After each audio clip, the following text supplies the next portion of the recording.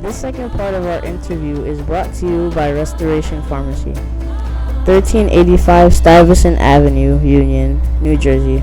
We take care of all your medication needs. We also deliver. Call us at 908-688-8866 or visit us at www.restorationpharmacy.com. Let's go to something else you said. At the town hall, you were asking the Biafrans here to give $1 a month towards Biafra. At the same time, you said that all of you in America that fail to contribute, you will not be allowed into Biafra. No. A Biafran sympathizer, this is something that was happening while you were talking on Facebook, wrote that this person said, I'm a Biafran sympathizer, but hearing you say that, I'm just bringing the issue of perception, said that this one will be a worse tyrant than Buhari. Is that what you are going for? Do you want people to misunderstand? You know, when you are saying, like you said now, that you care about what you say, do you worry about the perception, how people will react to that? Especially, this is somebody, this is not an outsider, this is somebody who is Igbo, who is a Biafran, who is interested in getting Biafra. And who is not prepared to contribute.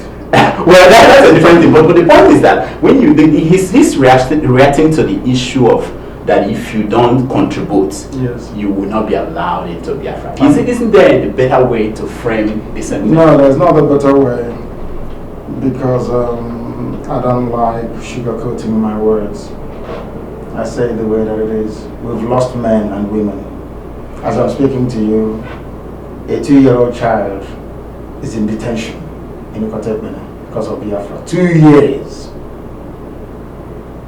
And you have somebody with the luxury of the biggest hamburger that man can afford, of pizza and limitless soda. When they go to a restaurant, sitting in America pontificating, refusing to get involved and not contributing, and they will not come into Biafra land. God is my witness, they will not come in. I swear on my life they won't. If you're in America, let me say this. I want them to devote their time towards sabotaging this very effort. I want to prove to them that God is in charge of what is happening and that Biafra must come. And when Biafra does come, no amount of apology, no amount of begging, no amount of pleading will allow or make the Biafran state to lift this very ban, which we shall impose.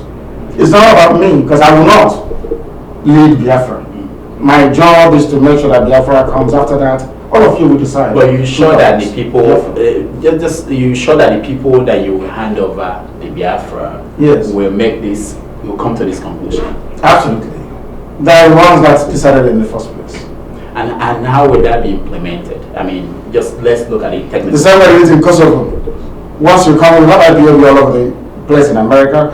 Once you land at the airport, we look at your name, we go through the entire data we have as to sponsors and contributors. And if your name is not there, you go back to America. Wow. Okay, this is something else that people... No, we are not stupid. You see, blacks should stop thinking, black people in general should stop thinking that things can come just easily like that. Left alone to me, if I were Trump, I would report every black person back to wherever they come from. Go and make something of yourself. Contribute. We are enjoying the benefits of medical advancement today, owing to research that people did, owing to funding and grants that came from people that maybe lost their grandfather, their father, or their relative to a very terrible disease. And out of anger towards that disease and no society, they contributed their entire life savings towards cancer research or maybe research into any of the deadly diseases. And today you're enjoying it. And when they ask you to donate for us to find a cure for sickle cell, you say no as a black person. Donate, let us find a cure for diabetes, you say no. But you want others to donate, a cure can be found so you can benefit from it. That is evil. Now, are there other examples of people who fought for struggles that took this path? What I mean by this path is, you know, like the civil rights movement. Did they take the path of saying that if you are not a contributor, you won't benefit from that? Is there any other movement anywhere in the world, Hamas, any other group, I don't know, any group that could take that kind of position. And what do you want? How do you want people to interpret this? Because again, that's perception that I'm concerned about. What do you want? What example can you give of a movement? Kosovo did it. The people in Kosovo. Absolutely, they did. I said it with you tomorrow morning. You see, and it worked for them. Of course, it worked. It worked because your apathy. Those of you in America, because of your lukewarm attitude and should I say wickedness towards your fellow countrymen and women back home, that is why the Fulanis are there today killing us. So rather than finding a solution, helping, assisting, and saying, how do I support? All they're interested in is, they call him a supreme leader, trying to find an excuse not to participate. Trying to find an excuse to excuse their own wickedness and ignorance of what is happening on the ground. Are they not aware that people are being killed? Are they not aware of all this? And you want to sit down, is it it doesn't work like that. Have you tried the other part of the other option, which is to appeal, to educate? You said that part of the process is to educate, and then the referendum, and then the Biafra. Have you exhausted that aspect? I mean, this is the first time that I believe that you've been in America, meeting a lot of people. I'm not saying you've not been here before, but I mean, meeting a lot of people, having that opportunity to interact with people. Have you tried that before going to what I think I would say, I mean, the extreme, the final solution, you know? Are you telling me they're not aware of what's happening back home? No, it's not about being aware. It's about, what I'm saying is that you are talking about people who may not be contributing. How appeal to them? How? I don't need to appeal to them before to save their lives. No, I won't appeal to you. If you're hungry, I won't appeal to you to go and eat. You look for food to go and eat. There is something I call rudimentary consciousness. You must have empathy. That if you're a human being.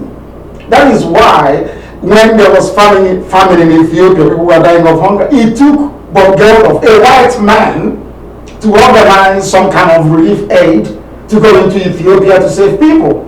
African countries were busy looting money from the national treasury. None of them ever contributed, not a single dime, to alleviate the suffering of the people. There is a limit to the wickedness of a black person, and I am not prepared to tolerate it any further. We can't keep condoning evil, and when the evil will go away. If you're in America, you're a Biafran, and you have steadfastly refused to engage or contribute towards this very effort, you do not deserve to be called a human being. You are what, an animal. You are evil. That's what it means. Hi, I'm Dr. Damages. Do high fees damage your wallet when you send money home? I've got the damage control. Use Wave for no fee transfers. Remember the promo code DOCTOR for $5. So when we left off, we were talking about some of the statements you make, and some people used to think that you're looking for shock value. I'll give you an example. When you said that Biafra, you said that when you do not believe in, if you don't believe in Biafra, you are not going to make heaven. Yes. All over the place, it was headline everywhere. And during the town hall, somebody raised the issue, and you explained that the heaven you meant was Biafra. That if you don't believe in Biafra, you will not make. If you don't believe in Biafra, you will not make. You know. So I'm asking, and people are asking that question. When are you saying what you're saying, or when are you talking in parable, or because the explanation you gave for that, you said that the Yoruba media, that they came to you and they were questioning, do you have the key to heaven? Which means it's not just Yoruba media. I believe that there are some people, and then some of the people who I told I was coming to talk to you said I should ask you this question. Some people who are evil, who are sympathetic to the cause you are fighting for, have that question, you know. And the question is, do I have the key to heaven? No. When you said that, were you referring to heaven? And how do they know when you say you can't come into Biafra, whether you mean go into heaven, whether you mean Biafra or you mean heaven? I want to clarify this. Yeah, please. if you're against Biafra, that means you're against God in heaven. That we praise and worship. And God is a God of freedom. You can't be against freedom and you expect to make heaven. It's not possible, you will not. Both the spiritual heaven that is up there in the firmament and this very heaven on this earth we are building, or we are seeking to build, which is Biafra. You will not make any heaven at all. Perhaps I wasn't quite clear enough, and let me clarify. If you are against Biafra, you will not go to heaven. Not the heaven to go and see the Messiah, and not to enter Biafra, which is heaven on this very earth. But you will not make it. There's no ifs or buts about it. And you will not. Categorically, because you are against what God Himself ordained. Somebody watching this will be thinking, what did God tell you that? How do you know? And I will tell you how I know. Yeah.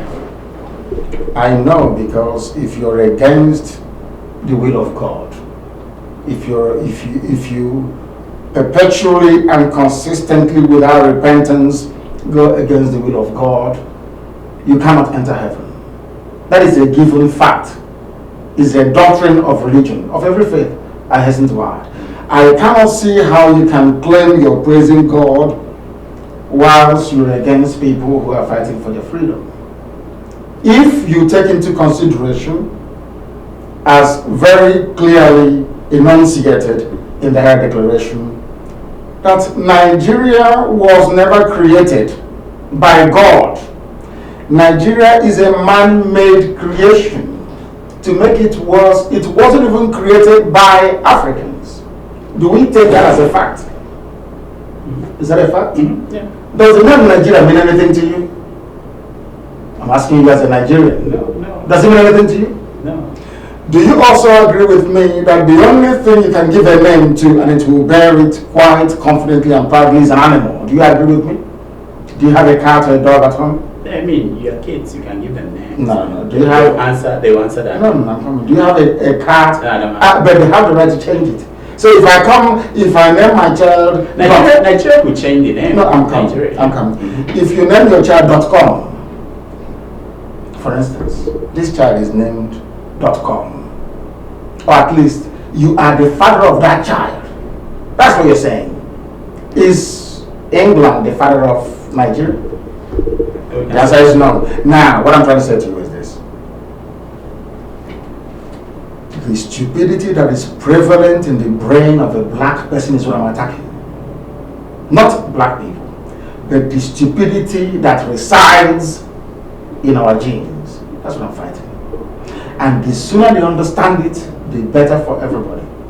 People have come up to us to say that what IPOB is doing inspired our separatist agitations in our countries all over Africa. You know what is rising up in Ghana as well, of all places.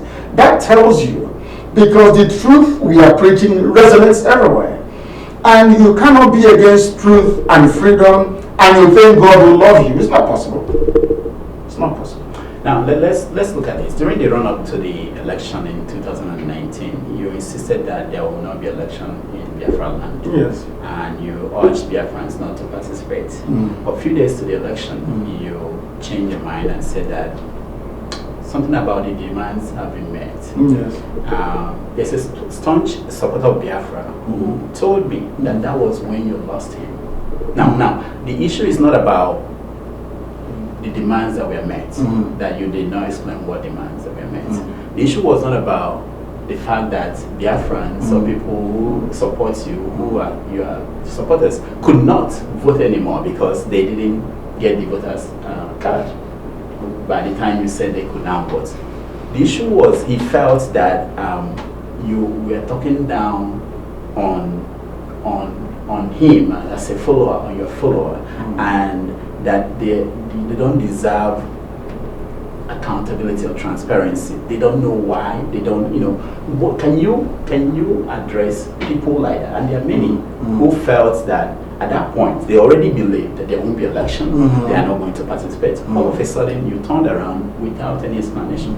What will you say to someone like that? So if I send them into battle and I say advance, And as their commander, later on I say stop. So they will continue to advance because the instructions I gave before was to keep marching and not to stop. And when they continue marching and they meet a superior firepower and they die in the process, they will say, let them to their death. These are people who maybe, or maybe we conspired, we're wearing a light blue sky blue shirts today, and they will complain and say, why not white? They will always have a reason or justification to claim we're supporting them before, but not anymore. The reason being, IPOB represents the yearnings and aspirations of our people, and we are Republicans. Apart from the conditions that we are met, which, as I said, I will reveal in due course, one of the critical things that must be demonstrated by our people is that IPOB has the interest of our people at heart. And when people speak and say, allow us to do this, you must allow them to do it. Allow them to go and vote, to show them that their vote does not count, that PVC is useless. People say, oh, but his supporters. Who are our supporters? Every Biafran, genuine Biafran, is a supporter of IPOB. And when people go out to vote, all the people voting in the East are all IPOB. When we say sit at home, they sit at home. In a number election, we said don't vote, and 97% did not vote. Go and ask INEC, and they will tell you. That was why they were panicking over our boycott threat to the presidential elections. So if you want, before you lead the people, you need to understand them. That is why no Igbo group functions anywhere in the world, because they don't understand the psyche of our people. Our people, number one, they want the truth and consistency. When you change your mind or direction, you explain to them why, and which I did time and time again. Our people said that if you don't do this now, we know that you don't listen to instructions. You're not prepared to listen to other views. Do you understand me? So in order to carry the same critical mass along, we need to give them what they want, which is an opportunity to prove that your PVC is useless, which we've done. Is anybody doubting us anymore that PVC is useless in the zoo? No doubts whatsoever. So I don't want people to always look for an excuse as to why they cannot be part of it. It's either he's called Supreme Leader, he's called Lord and Savior, and now it's because of election. Before I leave the US, they will say maybe because I didn't go to Massachusetts. That's why I won't support. After I went to New York, Atlanta, and all these other places. One more question about perception and things you said. There was a statement you made maybe in 2015 where you said that 99.9% of Igbo girls are prostitutes. You defended this by saying that you had no empirical proof, that you had no scholarship to back up what you said, and no field research. Just your application of the law of deduction, that was what you said. Now, you also said, and I quote, if you are attending a Yoruba church, you should be ashamed of yourself. Yes. Anyone who attends a church with a Yoruba pastor is an idiot. Yes. A complete fool, an imbecile. I have no time for them. They are worse than Boko Haram. They are very, very foolish. If your pastor is Yoruba, you are not fit to be a human being. Now, I know a fan of the Biafran struggle who is a woman and attends a church that has a Yoruba pastor. She just doesn't understand why you talk that way. Do you have anything to say to her? Because most of the difficulties we've been having have always come from these Yoruba pastors. Some of them are good. I have no doubt in every society you have the good, you have the bad, and you have the ugly. I don't spare our people either, do I? No. Do I? No, no. Have I spared Ohaneze No. and the governors? No. Have I even spared my own self? Because I don't have a lot of time for self-pity. Yoruba Pentecostalism is the reason why Fulanis are invading us today. How? Because they failed to stand in the pulpit to defend the people by speaking the truth into their congregation. That's the reason why. Are they doing it in Kumuyi supported Jubril. Every Yoruba pastor knows that Buhari is dead. They know it. They know that that thing they are saying in Asarok is not Buhari. Everybody knows, including yourself. You all know the truth. But because coming out in the open to concede that the man is not Buhari will mean that Nnamdi Kanu will score a cheap point of "I told you so," and Nigeria will remain one if we don't reveal this very horrible secret. That is why they are doing it. You cannot expect me to have regard for anybody who is a Biafran, perhaps answering Nkechinyere or Chukwuenenye, going to a church pastored by somebody who is called Kumuyi or Suleman, a former Muslim, now turned a Christian, and you're telling me to have regard for you? What is their name? What is the meaning of their name? I answer Ikechukwu by my name, by virtue of the name that I answer. I give praise to God in heaven. And you're going to a church. Are you saying that Yoruba names don't have meaning? No, I'm not saying that. Okay, you see, it's within the context of praise and worship. Yeah. What I'm saying is that he was a former Muslim, and today he's a Pentecostal preacher. That's Suleman. Supporting, I said all Yoruba pastors, supporting an Islamic fundamentalist agenda. Suleman is not in support of Apostle Suleman. He's not in support of. He said you shouldn't criticize Jubril. That's what he said a few weeks ago. You're asking us not to criticize a murderous dictator. Yeah, in what planet do these people inhabit? If Archbishop Desmond Tutu, adopted this docile support the dictator approach, where would South Africa be today? People talk about Dr. King all the time. Was Dr. King not a reverend? I'm asking you. No, I'm saying I wanted to know the Igbo reverends, are they doing better? Are they doing better than Yoruba or the Hausa? Some of them are even worse. So, but what I'm trying to explain to you is this: is that congregation of brainwashing that I do not like. The same gripe I have with a section of the Yoruba media that have turned our brains for over 50 years. But whatever, I like because you bring up the Yoruba media all the time. I want to ask you, what happened to the Igbo media? Why are the Igbo media not taking up whatever complaints you have? Where are they? We don't have any Igbo media to start with. So whose fault is that? And it's your fault. And those of you that live in America that will not support any good initiative. After all, when we started Radio Biafra, none of you supported in America. We fought until we had to give our people a voice. We raised Radio Biafra to fight the negative reporting and the negative narratives emanating from a section of the Yoruba media. That's why we founded Radio Biafra, and I'm glad we've succeeded in correcting some of the damage they did to our people.